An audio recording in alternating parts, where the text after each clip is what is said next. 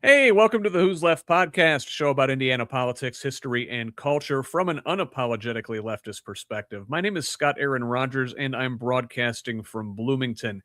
Tonight, the second in a special series of roundtable discussions on topical issues affecting Hoosiers. Last week, in our first installment, we discussed the multi-front war on public education with school board candidates, policy experts, and activists. You can always go back and check that out at progressiveindiana.net. And next week, I'll be hosting a discussion about the movement for democratic socialism, what it is, what it isn't, and where it fits within the broader Democratic coalition. But tonight, we need to talk about immigration, Indiana's role as ground zero for ICE arrests in the Midwest, the program's roping local police into acting as federal agents, the deplorable facilities in our state used to house people, and the financial incentives meant to bribe us to look away, as well as the human toll of all of this. Some of the activists working to support affected families and rally Hoosiers to stand up for their immigrant neighbors are here with us tonight. Real quick before we start, please support this independent media project with a subscription at progressiveindiana.net. That is the best way to help us grow and sustain this work, but you can help in other ways by liking and sharing on social media, commenting, leaving reviews, providing feedback, and forwarding our content to your people. Get us with a paid subscription if you can, but mostly we just want you here in this community of Hoosiers dedicated to making the state and its government work for all of us, not just the elite few. Follow me on social media, Blue Sky, Instagram, and Threads. The handle is whosleft.us, and on Facebook, TikTok, and YouTube, it is simply at Who's Left. Progressive Indiana Network's handle is the full spelled out name on most sites, but on Blue Sky and TikTok, it is PIN Indiana. Please help us grow with a follow wherever you're at. Tell the others. Let's build a radically democratic Indiana together. Now, at this time, let us welcome back to this space our friend Stuart Mora from the Indiana Organizing Project. Stuart, welcome. Hey, thanks so much, Scott. Glad to be here.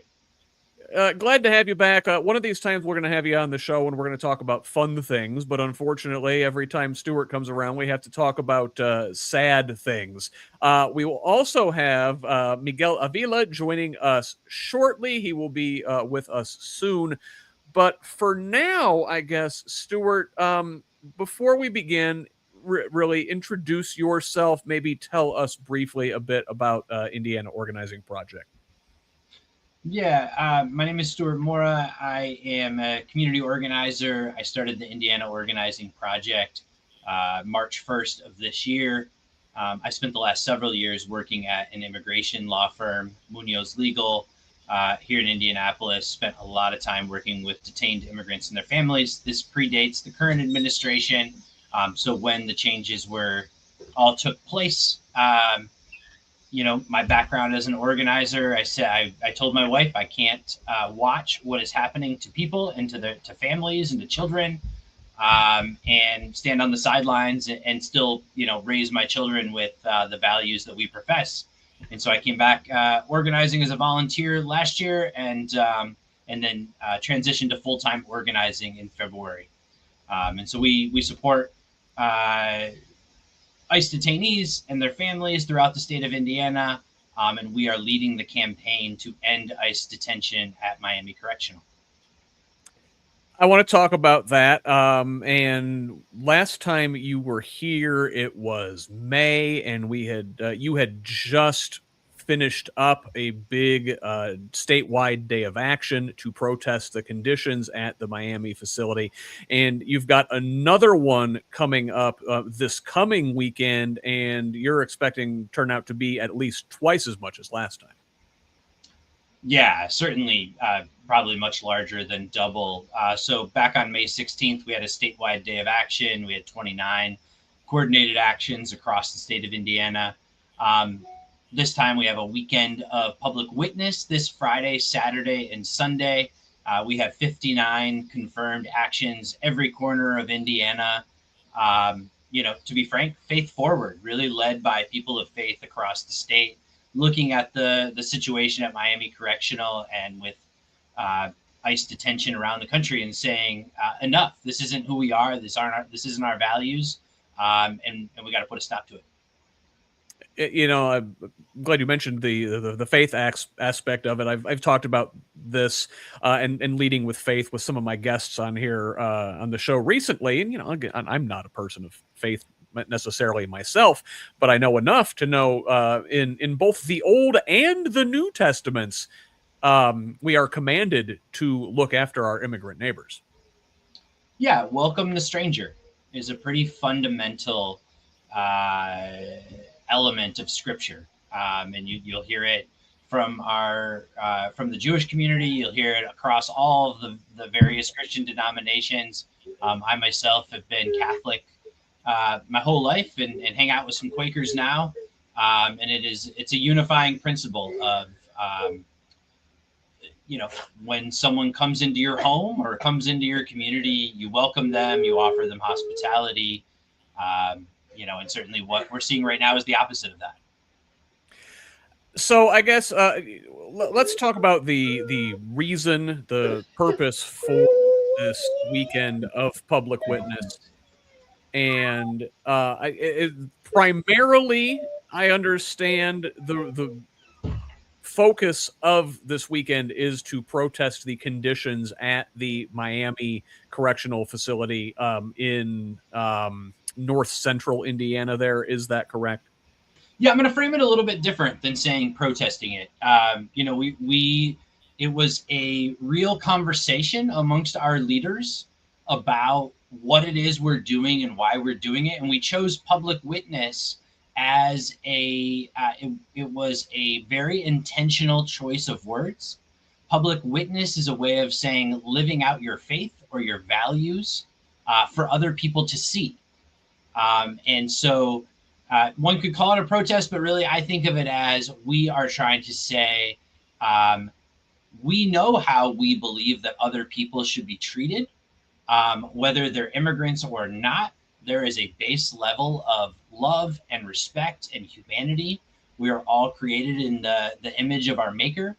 And so weekend of public witness, we're very clear, like these are prayer vigils, they're teach-ins. We believe that our neighbors and our community members here in Indiana, if they know what is really happening, both at Miami Correctional and the way that families are being torn apart and children are being traumatized, we believe that our community does not stand for this. This is not our values. And so we're trying to engage people through these acts of public witness. We want to engage people. If somebody says, I disagree, we want them to come and talk to us, because our experience in talking to people, who may have voted for Donald Trump or consider themselves Republican, conservative, whatever, right, is that a lot of people don't really understand what is happening. It is just simply more complicated than illegals and legal immigrants. It's so much more gray. It's so much more complicated. And, as a state, I think one thing we can agree on is this is a state that really values family. And that's what we see is families being torn apart and traumatized and in crisis. And it's just not what we're about. I like that you reframed it that way. I think for some folks, protest is kind of a scary word. They hear protest and their brain goes to riot, even though that is far from the truth. Protest is a very, very large spectrum. But on your end, public witness is very much, I see what is happening here. I refuse to look away. This is not okay. Yeah, we have a lot of, I'll share a story. This weekend, I live here in Indianapolis. I visited a family. They're really they live in my neighborhood. It is a U.S. citizen mom, 25 years old, 3 U.S. citizen children, including a newborn. Dad has lived here since he was a kid. He's been in ICE detention for over 6 months. He was a legal permanent resident, general manager of a laundromat. The family had no idea that he was at any risk of being detained. They were buying a house, right? Getting ready to have their 3rd kid. They are now, poor mom is just trying to hold it together, struggling to pay the bills. The newborn is now, welcome, Miguel. Hello, everybody. Can you hear me? Yeah. Can you guys hear Yes, me? we can. Miguel, welcome. You know what? Let's Stuart, go ahead and please finish your story, and then we will welcome Miguel in, and he can introduce himself. Yeah, absolutely. So this family, you got to imagine that, right? You're pregnant, you have 2 young children, you're about to have your third, and your husband has suddenly he's detained, and you're not sure when he's getting out or if he's ever getting out. And you're a U.S. citizen, right? Mom is a U.S. citizen. Children are U.S. citizens. Scott, we have a 4-year-old, who's talking about killing himself. oh my God. We have a 5-year-old starting kindergarten, typically a joyous moment in a family, who is now going into therapy because when the teacher talks about family in kindergarten, he breaks down. And on top of this, a newborn baby that just needs to be loved. And that's what's actually happening. We talk to families here in Indiana and around the country every day. We're traumatizing the youngest, most vulnerable citizens of our country and members of our community, and for what, right? I think one of the things that doesn't get talked about enough is the fact that our federal government is choosing to take people with legal status and make them quote unquote illegal, whether that's taking away TPS, whether that's detaining people who are going through the valid asylum process with valid asylum claims, or somebody like this who's a legal permanent resident, has been here since he was 13 years old, and they've chosen to try to deport this man and take him away from his family. For what? For what? Because they can, but that's not a good reason, because it's causing so much harm. It's so gross. It's heartbreaking, those stories you're relaying about these kids and the way they're left to deal with it. They're vulnerable. They're just young, 4 and 5 years old, having to go through this. It's heartbreaking. And man, like we've known for decades that the Republican talk about being pro-family and pro-life, it was always a charade. It was always just politics. It was things they say to rile up certain elements of their base. But this really goes to show that they don't value family. They don't value life. They it's maddening. Miguel, yeah, I think Miguel you should talk about this. Miguel knows what ICE detention can mean for a family, so I pass it over to him. Please, well, first of all, introduce yourself. Hello, everybody. My name is Miguel Avila. I am a Mexican immigrant. I've been living in Indiana for the past 22 years, and I had suffered firsthand the lashes of the broken immigration system. Yeah, I was incarcerated for 9 months, Oh my God. and it's terrifying. It's indescribable. There is not enough words to describe the tremendous levels of stress, anxiety, and you know a lot of mixed feelings that we suffer while in detention. Each case that you can talk to about detainees, and there is worse than the next one, and it's pretty traumatic. It's this bad. It's awful. It's awful. Those detention centers are nothing but modern concentration camps. I can tell you, because I've been there. I've been there 9 months. 9 months in there. I got bail, and then they still hold me for 13 more days just because. Just because, yes. They want to break you morally, spiritually, physically. They want to break you down so you can just throw the towel and just sign something and okay, yeah, run me out of here. And Well, Miguel, I hesitate to ask you to talk about it because it sounds like this is a traumatic experience, and I don't want you to have to like relive it. So if you're not comfortable talking about these things, just say so and we can pivot. But where were you detained? Yeah, indeed. It's kind of hard to talk about it, but it helps me to uh handle my my trauma. It's like facing my fears, and if I gotta let it out somehow, I gotta handle my emotions in a different way. I was detained at Clay County Jail. This is in Brazil, Indiana.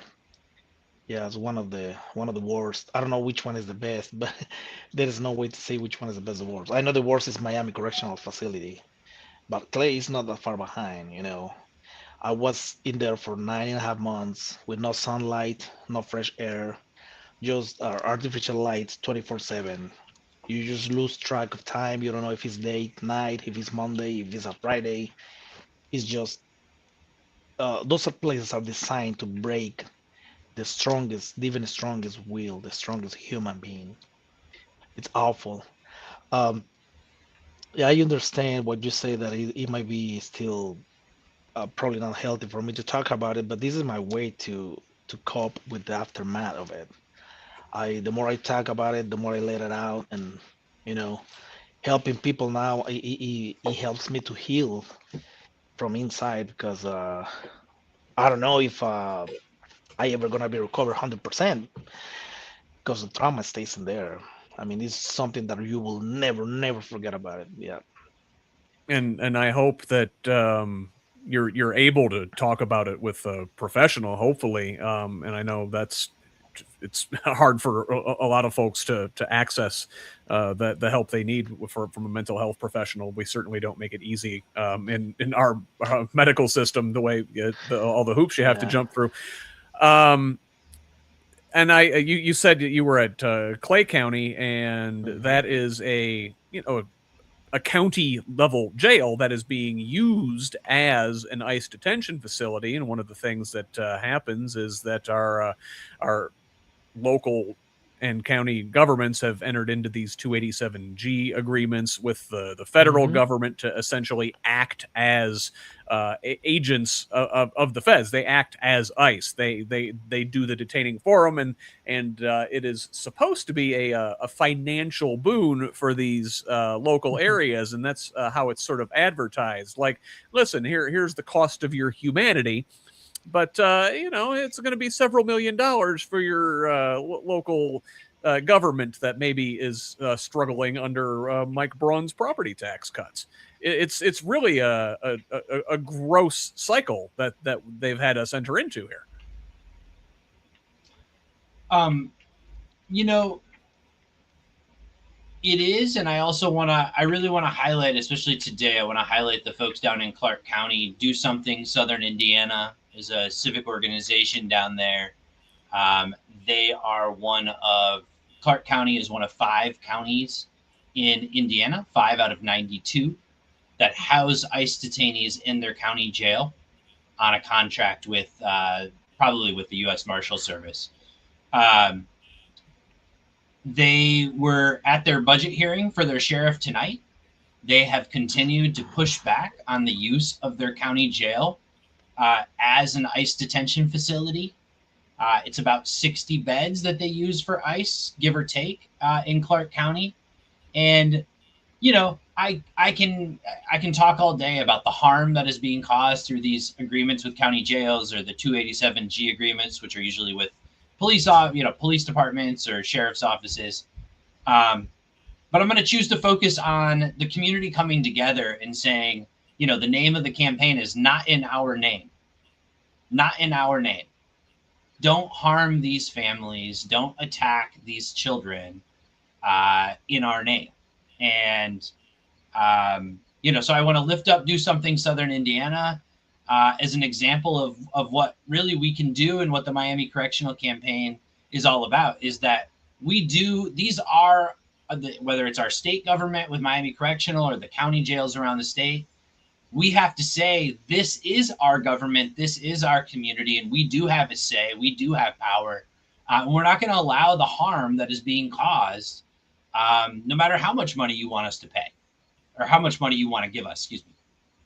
I think Clark County, you mentioned, has been very much a hot spot for activity for ICE down there. They, and I will link this in the show notes, but WAVE, a local television station in Louisville across the river there, reported last month that at least 28 people were arrested in an operation over just July 8th to 9th, and even more folks, I imagine, in surrounding that particular operation have been rounded up in that area. And I saw a really harrowing picture from Corridon, and there was a van. This was going around on social media, and there was a van abandoned by the side of the road that witnesses saw that ICE had pulled this over. They pulled 6 to 7 guys out of it, and left their vehicle. Their lunches were still in it. They were obviously going to work. I could tell they were going to a roofing job. They had the cushion. If people know roofers, there's the cushion that you kneel on when you're up on the roof. Nailing in shingles. And I thought, obviously the human toll, those guys said goodbye to their wives or kids or whatever that morning on their way to work, like it was any other day, and they didn't come home, right? And then from a purely selfish economic perspective, like if you want to talk to people who are like, well, I don't care about these immigrants, right? Like whatever, this is America, get out. And you'll hear people that talk like that. Okay, well, that's a family that didn't get a roofing job done on their house that day. Maybe they were experiencing a leak. Maybe they're still experiencing a leak. And then you look at, you mentioned TPS and the revocation of that status. I think we just saw within the last several weeks, all the Haitian immigrants in the country had their temporary protected status revoked. And Indiana actually has a large Haitian community. And these are folks who were doing jobs that are largely going to go unfulfilled otherwise. Things like home health care. And, if these folks can't go to work, and you're going to find people aren't being taken care of. Yeah, and I want to put a fine point on what TPS is. So temporary protected status, for those who may not know, is a legal status that gets renewed approximately every 2 years. And you cannot have more than one misdemeanor conviction on your record, no matter how long you have TPS, and maintain it, right? So by definition, not criminals, no pathway to become a legal permanent resident or a citizen without, there's a specific way to do it, but like you have to leave the country and come back. Not everybody does that. You have to get permission to do that. Generally speaking, not a pathway to residency or citizenship. 350,000 Haitians across the country had that status taken away.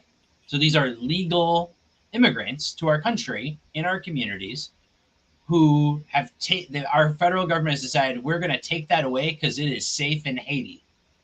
You can go back to Haiti now. Anybody who knows anything about Haiti will tell you it is not a safe place to be.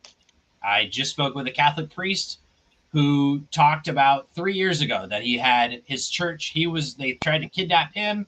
He left. A friend went back to celebrate mass at his old church, and the gangs shot up the church during communion and killed 2 of the parishioners. Oh my God! Like it's just not a safe place, and there's no reason to take away the legal status. And now you've made quote unquote illegal immigrants, many of whom have U.S. citizen children, and you put them in this terrible spot. What are they supposed to do? It's honestly, it's cruel. It's cruel and incredibly cruel, unnecessary. And when we talk about ICE detention, that's who we're talking about putting in ICE detention.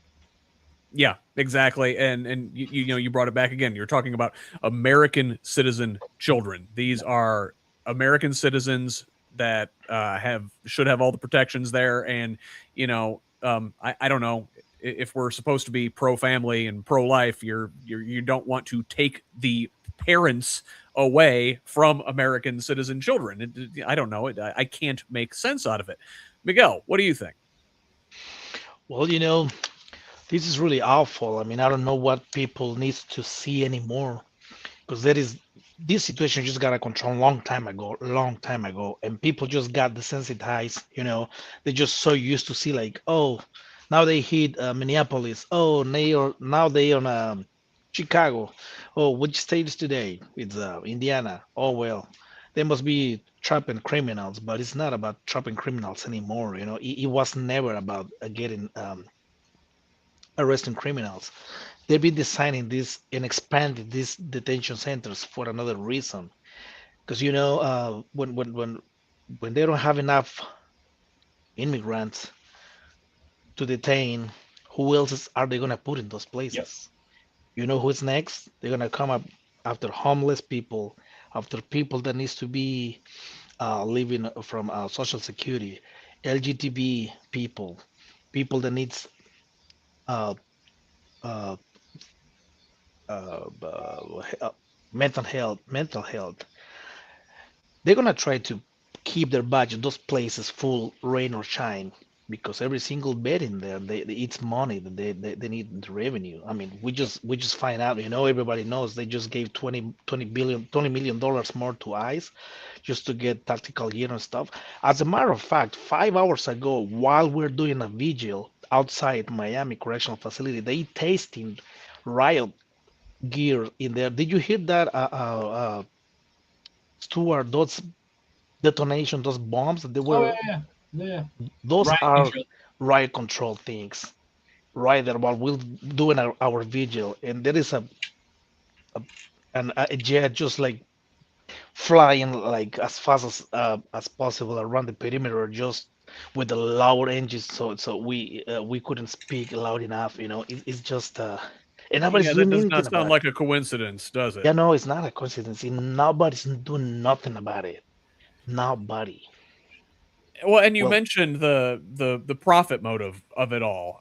We talked about Clay County and we talked about Miami, and those are state-run facilities that are being reimbursed or funded by the money from the federal government. But a lot of these ICE facilities are run by private prison corporations, and they have an incentive, financial incentive, to lock up as many people as they can. And to your point, it's not just immigrants, right? They've got quotas that Stephen Miller has imposed. That's the Trump advisor, Stephen Miller, who's sort of his immigration czar, as it were, who oversees these sort of things. And they want a certain number of people arrested every day. And they said it first, oh, we're going to go after the worst of the worst. Well, it turns out there aren't that many violent criminals that were here illegally, and they need to keep arresting more and more. So they go down the line, and will just arrest anybody, criminal record or not. And to your point, Miguel, they don't have enough when they're arresting immigrants. Okay, well, let's move on. Homeless people. It is now illegal, essentially, to be homeless in Indiana. They just passed this in the last yep. section this year. The RFK and the Department of Health and Human Services, they are pushing to reinstitutionalize the disabled and not provide home and community-based care. This is where are they going to wind up? They're going to wind up in privately run facilities like these. I'm going to say it again and again, probably throughout tonight. It's gross. It's gross. Certain things, we shouldn't be doing these things anyway. We certainly shouldn't be doing them for profit. Delaney Hall in the news quite a bit in New Jersey. I was talking with New Jersey organizers earlier. It's only Tuesday, so it was yesterday. 15-year contract with Geo Group, $1 billion. $1 billion contract in New Jersey. So it's 15 years. So the federal government either has to fill that or they're eating the money, right? But it's just, I say it because it really highlights how much money we are talking about. $1 billion to a private corporation over 15 years. Miguel, we haven't really gotten into talking about Miami Correctional, and I know you talk to detainees probably every day. Scott, I'm going to read something that I received yesterday from a Miami correctional detainee. Yeah, please. It's just a paragraph. This gentleman, Omar, says, I was released from Miami Correctional Facility on August 16th, 2026, and I am a witness to the horrible conditions, lack of food, and lack of medical care. As a two-time kidney transplant patient and stroke survivor, Miami only cares about detainees signing voluntary departure forms, meaning voluntary deportation, and the money from your family's pocket for expensive commissary, food, phone, and tablet service. They provide detainees with razors to shave and are supposed to let detainees out of the cells after they collect and count all the razors, but they don't even collect them anymore. So everyone is just armed with blades. After lunch one day, a friend of mine from Palestine was stabbed by three people. He survived, but he's scared for his life. Corrections officers do blind man shakedowns, searches of cells for contraband. After shakedowns, most who have blades and ice pick like weapons just laugh. Stevie Wonder has a better chance of finding contraband.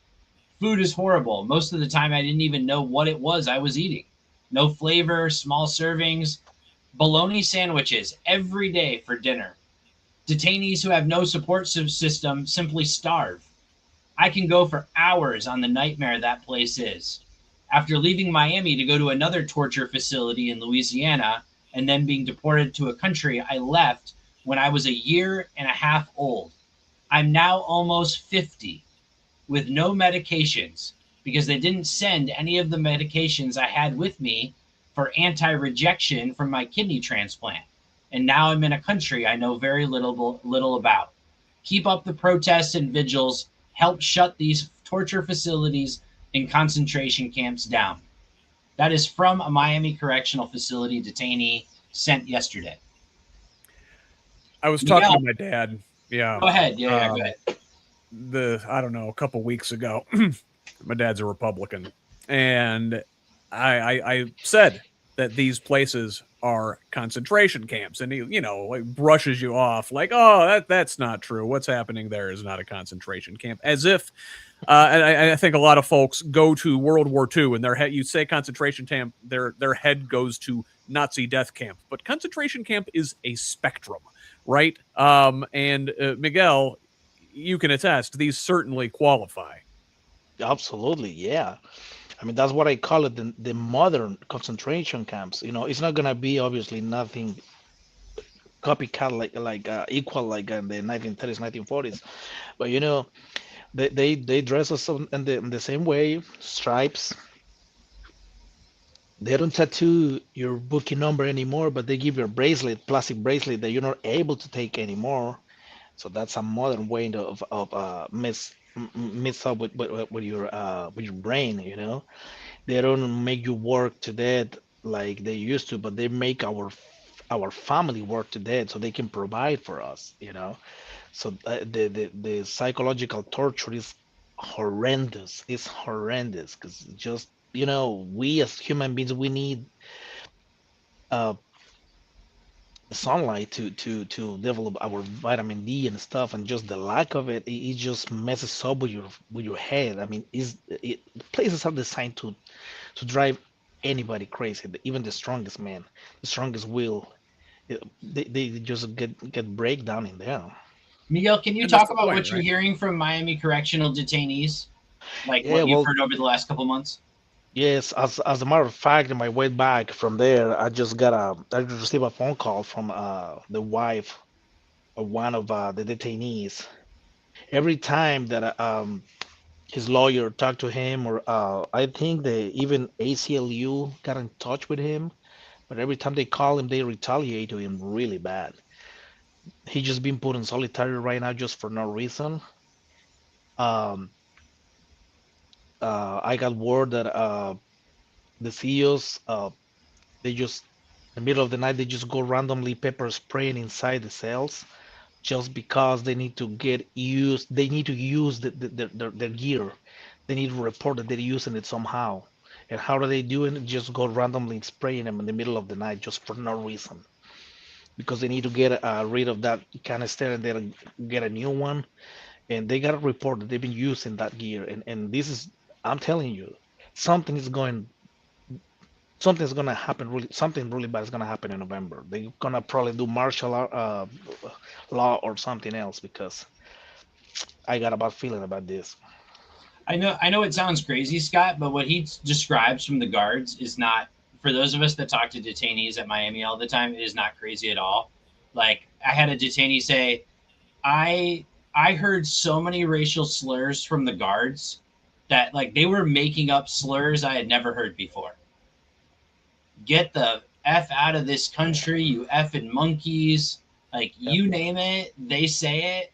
We've heard so many reports, there's no way it's not true because we hear it all the time. Right, Miguel? absolutely. Yeah. I mean, I talk to them. I talk in person with them, and people just tells me, hey, you know what? They calling us this and that. I mean, there is a guy praying on his knees, just praying to keep his mental health sane and stuff. And there is the female guard coming and like, get up, and I don't want to see you there. Next time I see you on your knees, I'm gonna put boiling water on your head. Stuff like just you know, it just they going putting people to the limit, push it to the limits. Well, They we come saw on. that. They ICE has had so much money thrown at them, Yep. and given such a wide scope of operations and all the things that they're supposed to do, they're just hiring and hiring and hiring, and they'll take anybody that is willing to do this job. And the folks that want to do this sort of thing, they're not sending their best, right? And Nope. and then the training is also inadequate. Listen, ICE was never a great idea, but at least before Trump, there was theoretically rigorous training and things that these folks had to go through, hours and hours and hours and hours of training, such that they treated people with humanity, and they checked off the basic the checklist of things that they needed to do. And now they're basically turning people loose with little to no training and letting them have at it, basically. I understand. And we've seen this lack of humanity from agents on the streets, from Chicago, from Minnesota, and that's the public facing ones. We can only imagine the horrors that are taking place behind closed doors in facilities like Miami and others. Yeah, and I want to lift up Christine Phillips from the Indianapolis Star, who's done some outstanding journalism and reporting on Miami Correctional. Um, had a big piece come out in July about how the Governor Braun's administration moved so quickly, and the staffing was so poor, and they were so determined to move forward on this contract, and how it fueled, what she called a medical crisis. Hundreds, if not thousands, of missed prescription doses. No insulin, no medical. Literally what they said was, yeah, we just didn't have any staff to pass out medication, just at all. And in the reporting, what came out is a nurse who had worked at Miami Correctional and has since left. And when she raised this with the higher ups at Miami Correctional, she was told you need to care less. Wow. Those are her words. You need to care less was the response to, we can't provide medical care to the people housed in our facility. That's here. That is an Indiana State facility. It happened. Where none of us who talk to detainees are surprised, because we've known that there's no medical care there for going on a year now. And that's why it's part of why we've had 2 people die. Yeah, I understand the ACLU has filed a lawsuit against. I don't know if they're suing the state or ICE or Miami facility specifically, but for this very issue, that they are denying folks medical care. The plaintiff in this particular suit had seizures and was not given proper seizure medication and was not given any seizure medication. yeah. And you know, the ACLU director called it quote cruel and unconstitutional, and said that the gentleman in question had gone nearly a year seizure free before the missed medication triggered that particular episode. And yeah, as you mentioned, 2 folks have suffered deaths in custody there, and those are the ones we know of. That's right. I was about to mention and, that. Yeah. And beyond that, like we're seeing now that they're releasing people when they're not doing well, and if they die relatively soon after their release, well, that doesn't count toward their numbers. That's very cynical. I mean, the entire process is very cynical, but just something like that, like it just, again, gross. It's the word of the day. So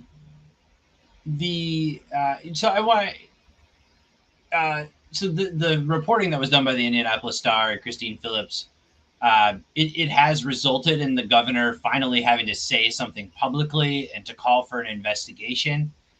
For those of us who are campaigning on this, that is a positive sign.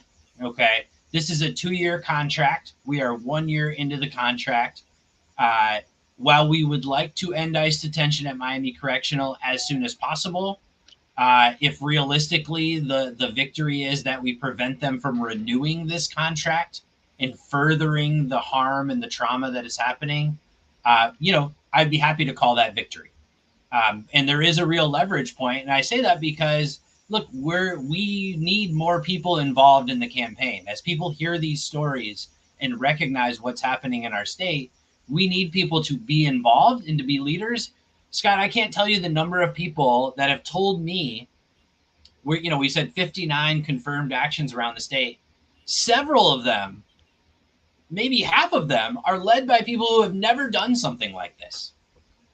This is not an activist led, I'm just being honest. This is people of faith looking at what's going on and saying, enough, I have to do something, even though I've never done this kind of thing. And I feel very hopeful by seeing Hoosiers come together and stand up for our values. And you mentioned the litigation, the ACLU lawsuits. We should expect more litigation. That's what I would say. This idea that the state of Indiana is going to make a profit on this has never factored in the litigation costs and the settlements that are almost certainly forthcoming. Unfortunately, but that is the reality of the situation. Well, like again, for some folks, the humanity of it all doesn't resonate for whatever reason. They just want to look at the bottom line. They look at the numbers, and that's all they care about. And they think, oh well, this is going to be good for our community. It's going to be federal money coming in, and we need it to expand our jail, right, or whatever. We can employ guards in our community, and those are good paying jobs or whatever. ICE agents, right? They're throwing bonus money at these guys left and right. It's economically stimulative, and just handling it in the most cynical way. But we're not thinking about things like the lawsuit costs of it all, and we're not thinking about the job losses. I understand that's one of the things is the right always tells you about. Oh, they're taking our jobs, right? Well, actually, no, not so fast. I think I saw an article last week, if I can find it, but there it is. It was in Fortune, not exactly a left-wing dirt rag, right? And what's happening is, I mentioned before, healthcare workers, something like 28% of all direct healthcare workers were immigrants as of 2022. Those jobs are disappearing, and that's actual care not being delivered to Americans, if you care about that. But also on the men's side, a lot of these jobs are women's jobs, as it were, as stereotypically think of them. And one of the things we talked about when we talked about this on my Sunday show the week that article came out, was that's part of Project 2025. Well, if these immigrant workers aren't in the workforce doing things like home care, child care, well, that burden is going to fall on American women who are going to be pushed back into the home and out of the workforce, which is what these far right Christian nationalists want. They want to undo the feminist movement. But also it is hurting men. Especially you think the construction jobs, right? There's these crews, largely Latino immigrants, and you will hear folks say, well, those jobs should be going to American workers. Well, when these folks are being deported, it is actually costing American jobs as well.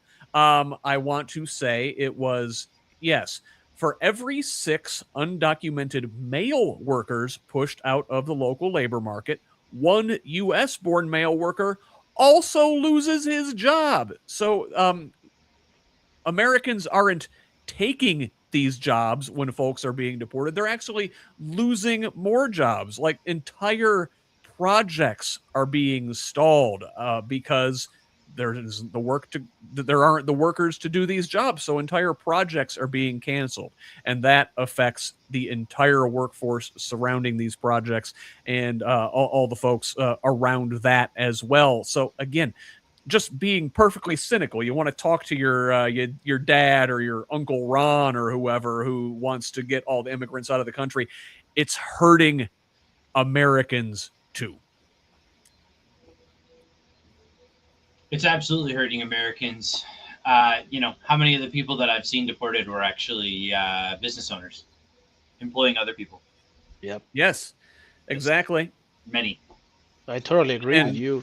I used to work in the food business industry I've been doing it for the past 15, 18 years. Just to give you an example, in one of the restaurants that I used to work, just 5 immigrants, six of them back of the house, all the cooks, the dishwasher guy. You cut that 50%, automatically 20 people that work front of the house, servers, bartenders, hostess, they lose their job. If the restaurant closes, 20 people loses their job just because they arrested 3 guys from back of the house. So with immigrants, instead of stealing anybody else's jobs, we're creating jobs too. And that doesn't count the payroll people, the accountant, you know, managers, stuff like that. So yeah, people has been drinking the Kool-Aid and just believing whatever they see in certain news chains, and people need to wake up. People needs to wake up and get off of the comfort zone, and start educating themselves, or like uh, open their eyes. I don't know what else they need to see. Like I'm saying, they're gonna come after pretty much everybody that does not agree with the system. That's the people that is gonna be filling those empty spaces at the detention centers. It's gonna be any excuse just because they don't agree with the new system. Anybody, doesn't matter if white, black, Asian, citizen, resident, everybody's gonna get arrested just because that's how the dictatorship starts. And people is not realizing that. There's that common refrain that it can't happen here, right? Well, I think we've seen a lot of things in the last 10 years happen here that we didn't think could happen, and these things don't happen all at once, right? It is very slow. You get used to it. You hear the metaphor of the frog in boiling water, right? Yep. And it's very much like that. We're getting accustomed to a lot of things that we shouldn't be comfortable being accustomed to, and just the very concept of these concentration camps in our midst, right? That's insane. If you were to tell somebody 30 years ago, 40 years ago, oh yeah, there's going to be concentration camps in America in 30 to 40 years. They get out of here. That can't happen here. Well, it's happening here. I want to just quickly touch on the term concentration camp, because we've thrown it around pretty loosely here. Yeah. And I've thought a lot about this over the past year and a half. So concentration camp, by definition, is rounding up people without due process. I want to very clearly state that I don't believe that immigration courts are due process anymore. I do believe that they were, even if I disagreed with the decision here or there, prior to this current administration. Okay. The federal government, the Department of Justice, which is the executive branch, is who runs the immigration courts. They basically have fired any judge that they deem to be too lenient to immigrants, including many judges that we simply saw as fair or even slightly anti-immigrant. That's how far it has swung. They essentially exist as deportation machines at this point. If you talk to any immigration attorneys around the country, they will tell you the immigration courts are a farce at this point, and they are not an independent judiciary. So that is why when we say concentration camps, we're saying rounding up people without due process.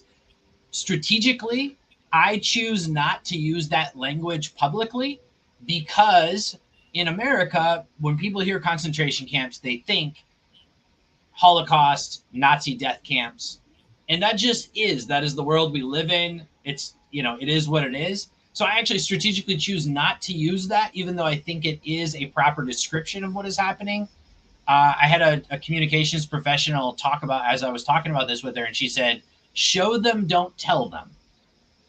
And that's why when I've been talking to you, Scott, like I share the stories. Show them, don't tell them. Because when you say concentration camp, that person who you might be able to persuade may immediately go, ooh, this person's kind of out there. And I just think we always have to be conscious when we're organizing of the language we use and how do we approach people who disagree with us to show them that actually we do share values, and let's have a real conversation about what's happening, not focusing on where we disagree. But I do want to be really clear. The immigration courts are no longer due process, and we should not pretend that they are. They're very much a rubber stamp. And I want to go back to something that you had mentioned. I don't know if it was you or Miguel that had brought it up, but the point being of the conditions inside of these places is to get folks to sign the deportation order, right? The purpose of the, and Miguel said torture camps, is to make it so unbearable that you will just say, all right, I will go back to wherever you want to send me to. And in some cases, it's not back to a place. It is to some third place that this person has no connection to, which we haven't even talked about that. They're sending folks to places in Africa that these detainees have no connection to at all. And may not speak language. Let's talk about that really quick because I have a story to share. It's going to be, you'll see it publicly in the Indianapolis Star soon, but I'm going to quickly highlight it. Family in Brownsburg, 5 U.S. citizen children between the ages of 9 and 24. Great family, really great family. Dad has been in the country since 2001. He's had withholding of removal from the Republic of Guinea, that's in West Africa, since 2007. So that means that he's here legally. He has no pathway, no simple pathway to gaining permanent residency or citizenship, but here legally, work permit, cannot be removed to Guinea. June, picked up out of nowhere, detained, not really sure what's going on, has some health problems, family, we're trying to help the family navigate. They're talking about what country he's going to be deported to. Is it Uganda? Is it Liberia? Is it Sierra Leone? He ends up being deported to Ghana. No notice to the family, no notice to him. He just, all of a sudden, he's on a plane to Ghana. Held in Ghana, in custody, not allowed to leave a house by the airport for a couple of days. He says that a U.S. officer told the Ghanaian officer, hold him for a couple of days and then he'll be passed on.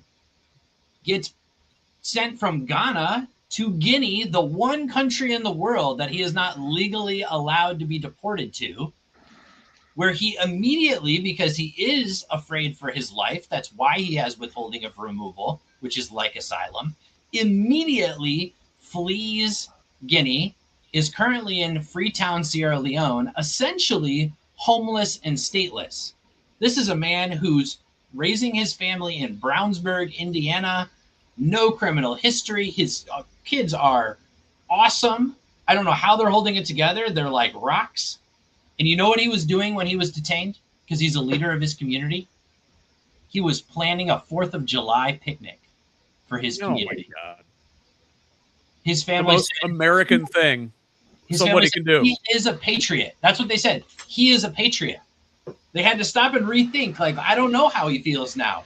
But he certainly, prior to his detention and removal, was so proud of this country and so proud of his kids and the opportunities they have in this country. That's what we're doing. That is a perfect example what these third country removals actually look like. Oh, geez. I want to talk about, we've brought up several times the American citizen children of these undocumented folks. And there are a lot of people in Indiana. Well, I don't know if there's a lot of them. There's enough to fit under a tent in Thorntown on the first weekend in August, who say that some of these American citizen children shouldn't be American citizens at all. Greg Bovino, the guy who was the keynote speaker at that little modern day Klan rally that they had at the beginning of August, says they want to deport 100 million people. And let's talk about the logistics of that. What do they mean? They mean anybody whose family came over here after 1965 should have their citizenship revoked and be deported to other places in the world. That sounds like ethnic cleansing to me. Yeah. Miguel, I'd like to hear your thoughts. Yeah, well, this is just nonsense, I mean, why you want to get rid of people that they're descended from immigrants? This country was formed by immigrants, and whoever doesn't want to believe it, they need to read a little bit. They need to grab a book and start reading a story, or realize that in one way or the other, we all are descended from immigrants, unless you got the features of Geronimo, like features of Indian people. Like they're the real owners of this place, and long time ago, the conquerors, they just tried to eradicate him and just segregate him, and sadly, history is just repeating itself again, and people is not realizing about that. It's just awful how anybody get distracted with social media and not seeing what they're not reading between lines what's going on. And it's not rocket science, it's just paying attention a little bit of your surrounding and what's happening.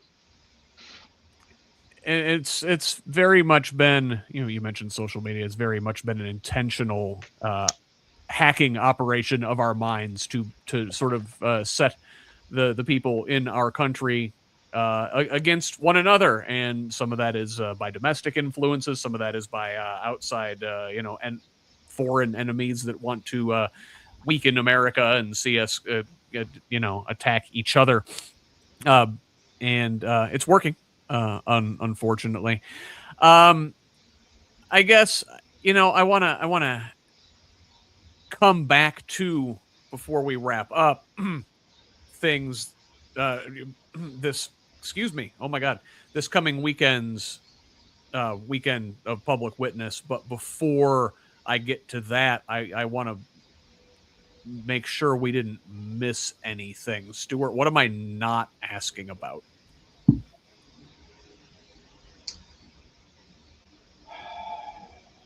I said this when I was on before, Scott, but I want to reiterate. Miguel touched on it. I'm clear that ICE detention facilities are for mostly for immigrants right now, and they're eventually for other groups of people. That's how this works. Whether that is U.S. citizens having their citizenship taken away, whether that is, as Micah Beckwith clearly wants to do, Muslims and trans people, whether that's homeless people or people with mental illness. and clearly it already is partially for political opponents. Um, and we just have to be really clear-eyed about this, and it's part of why I've been involved in organizing around the detention centers. Is that I'm very clear that at some point they want to put me in a detention center, they want to put Miguel in a detention center, they want to put you, Scott, in a detention center. I think this administration wants to move in the direction of Putin's Russia, and that's what they do. They put political opponents in detention camps, and they waste away there. And I just think we have to continue to be clear-eyed about even if you don't know any immigrants in your life, and I don't think that's true for many people. It's not just about the immigrants; it's also about fighting for ourselves. It is, and that's another thing. I guess I've come to this a couple times tonight, is that however cynical you want to be, if you don't care about your immigrant neighbor, if you don't care about the rest of humanity, care about yourself, because these folks are our neighbors, and they are providing positive benefits to our communities economically. My God, think about your kids or grandkids, and their friends in school are being affected, are having their families taken away. That percolates out.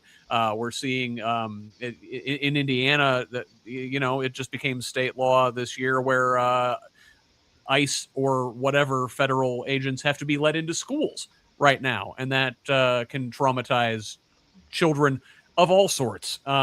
These things affect the ripple effects, go out into our communities, and they touch places we would not have imagined. None of this stuff, none of these cases exist in isolation.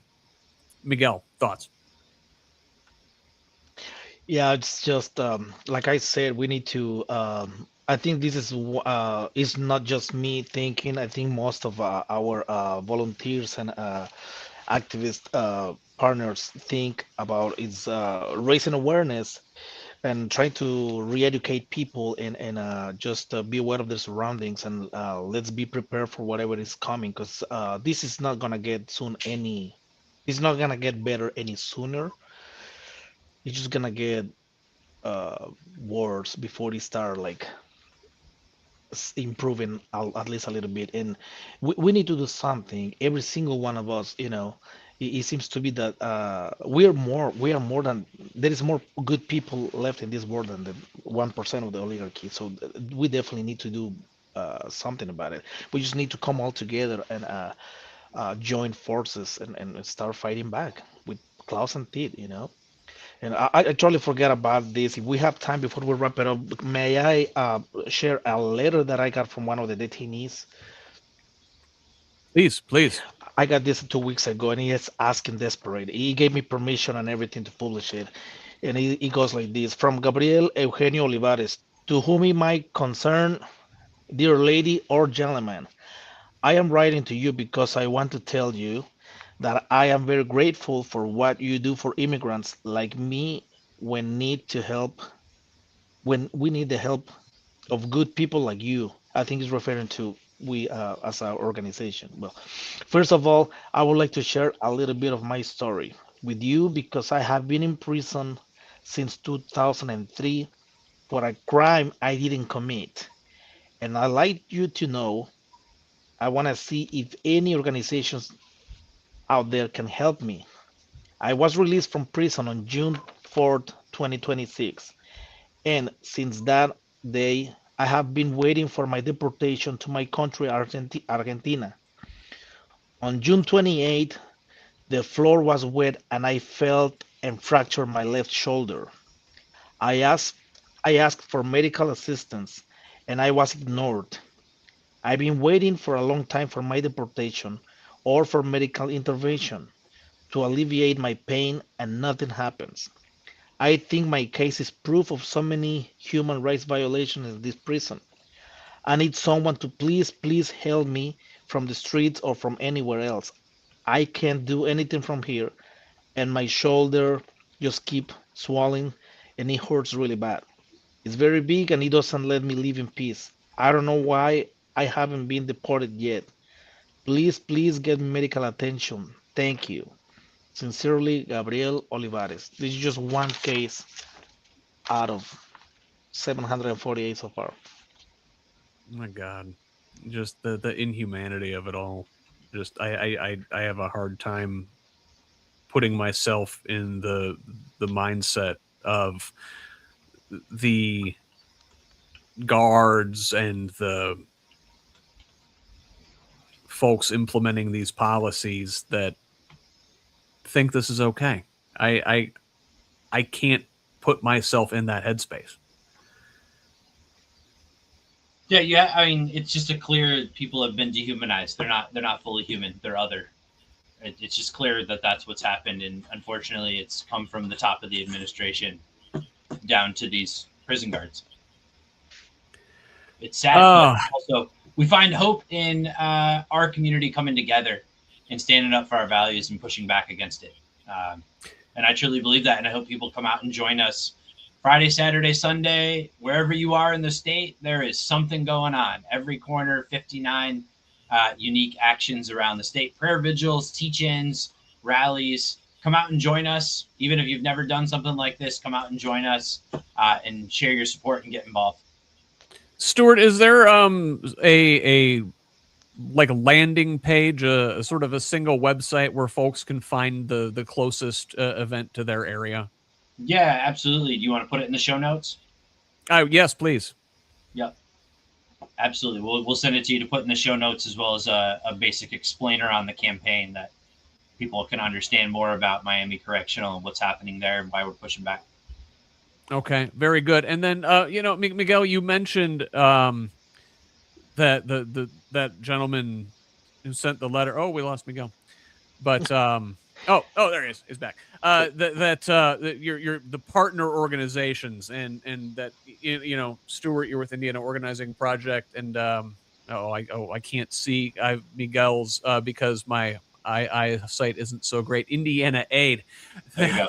and can you maybe folks can you point people to some organizations in the state that are doing good work that maybe we should highlight, that also we could link to in the show notes, or just friends of yours that you want to give shout outs to who are doing great work there? You mentioned a couple throughout the show, Stuart.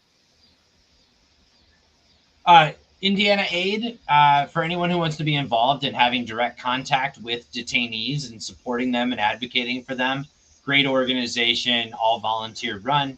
The Indiana Undocumented Youth Alliance, doing great work in supporting the families, especially who are impacted by ICE detention.